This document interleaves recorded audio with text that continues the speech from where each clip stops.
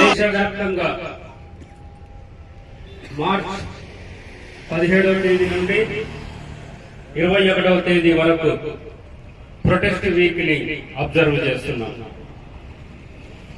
న్యూఢిల్లీలో ఫిబ్రవరి 10, 11, 12వ తేదీలో జరిగినటువంటి National Federation of Indian Railwaymen 240వ వర్కింగ్ కమిటీ మీటింగ్ లో తీసుకున్నటువంటి నిర్ణయానికి అనుగుణంగా దేశవ్యాప్తంగా కేంద్ర ప్రభుత్వం తీసుకుంటున్నటువంటి కార్మిక వ్యతిరేక నిర్ణయాలపైన నిరసన వారాన్ని పాటించాలి అని చెప్పి 34 లక్షల కేంద్ర ఉద్యోగుల నాయకుడు, National Federation of Indian Railwaymen general secretary, South Central Railway employees Sangh general secretary doctor Marri Raghavaiah గారు ఇచ్చినటువంటి పిలుపు మేరకు ఈనాడు యావత్ భారతీయ రైల్వేలోనే కాకుండా సౌత్ సెంట్రల్ రైల్వేలో కూడా మనకున్నటువంటి అన్ని డివిజన్స్ లో, అన్ని బ్రాంచుల్లో, అన్ని వర్క్ పార్ట్స్ లో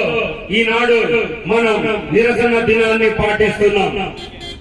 ముఖ్యమైన డిమాండ్లు 16 డిమాండ్ల పైన మనం ఈ యొక్క ప్రొటెస్ట్ వీక్ ని అబ్జర్వ్ చేయాలి అని చెప్పని మనం నిర్ణయించాం. దాంట్లో ముఖ్యమైనటువంటి డిమాండ్ కొత్త పెన్షన్ విధానాన్ని రద్దు చేయాలి, పాత పెన్షన్ విధానాన్ని పునరుద్ధరించాలి అన్నటువంటి మేజర్ డిమాండ్ పైన ఈనాడు మన యొక్క నిరసన దినాన్ని మనం పాటిస్తున్నాం. మీకందరికీ తెలుసు మిత్రులారా, సోదరులారా, సోదరిమణులారా, ప్రభుత్వ ఉద్యోగం దేనికోసం మనం ఆశపడతాం, దేనికోసం మనం ఆరాటపడతాం అన్నటువంటి విషయం మనకందరికీ తెలుసు. అంటే ప్రభుత్వ ఉద్యోగంలో పనిచేస్తే మనం రిటైర్ అయిపోయిన తర్వాత మనకు పెన్షన్ వస్తుంది, మనం చనిపోతే మన భార్యకు పెన్షన్ వస్తుంది, మన భార్య చనిపోతే పిల్లలకు పెన్షన్ వస్తుంది.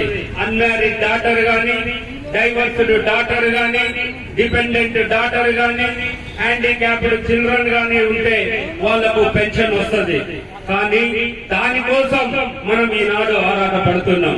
కానీ ఈ కేంద్ర ప్రభుత్వం యొక్క నిరంకుశ విధానంతో 1/1/2004 తర్వాత ఎవరైతే కేంద్ర ప్రభుత్వ ఉద్యోగాల్లో అపాయింట్ అయ్యారో వారికి పాత పెన్షన్ విధానాన్ని రద్దు చేస్తూ కొత్త పెన్షన్ విధానాన్ని తీసుకురావడం జరిగింది.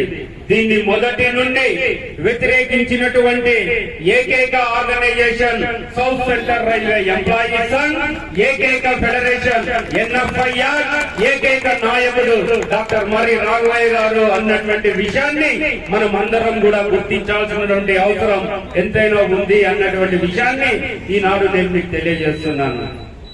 ఎందుకంటే ఈనాడు కేంద్ర ప్రభుత్వంలో ఉన్నటువంటి డిఫెన్స్ ఫోర్సెస్ లో మాత్రం పాత పెన్షన్ విధానం ఉంది, మిగతా సెంట్రల్ గవర్నమెంట్ ఎంప్లాయీస్ కి మాత్రం కొత్త పెన్షన్ విధానాన్ని అమలు తీసుకురావడం వచ్చారు. అంటే రైల్వేలు అయినటువంటి మనకు కూడా పాత పెన్షన్ విధానాన్ని రద్దు చేస్తూ కొత్త పెన్షన్ విధానం తీసుకురావడం జరిగింది. అంటే స్టెప్ మదర్ ట్రీట్మెంట్, సవతి తల్లి ట్రీట్మెంట్ ని, సవతి తల్లి ప్రేమని ఈ కేంద్ర ప్రభుత్వం మన భారతీయ రైల్వేలలో పనిచేసే కార్మికులకు అందరూ కూడా వాళ్ళు ఈనాడు ఇవ్వడం జరుగుతుంది. డిఫెన్స్ ఫోర్సెస్ వాళ్ళు ఈనాడు దేశానికి పహారా కాస్తున్నారు, ఈ దేశానికి రక్షణగా ఉన్నారు, ఈ దేశ సరిహద్దుల్లో వాళ్ళ ప్రాణాలని కోల్పోయి ఈ దేశ ప్రజలకు రక్షణ కల్పిస్తున్నారు. వారికి ఏమి ఇచ్చినా ఏమి చేసినా వాళ్ళ రుణాన్ని మనం తీసుకోలేము. అదే రకంగా యుద్ధం వచ్చినప్పుడు మాత్రమే సైనికులు చనిపోతున్నారు.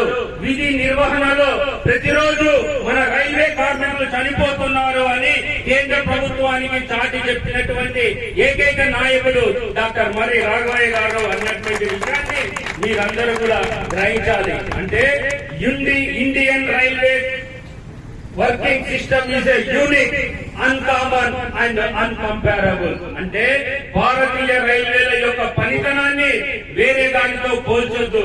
మా వర్కింగ్ సిస్టమే ఒక యూనిక్, అన్కామన్ అండ్ అన్కంపారబుల్. అంటే మనం ప్రకృతికి విరుద్ధంగా పనిచేస్తున్నాం. గడియారంలో ముందు ఏ రకంగా అయితే 24 గంటలు తిరుగుతుందో 24 గంటలు రైల్వే వ్యవస్థ పనిచేస్తుంది.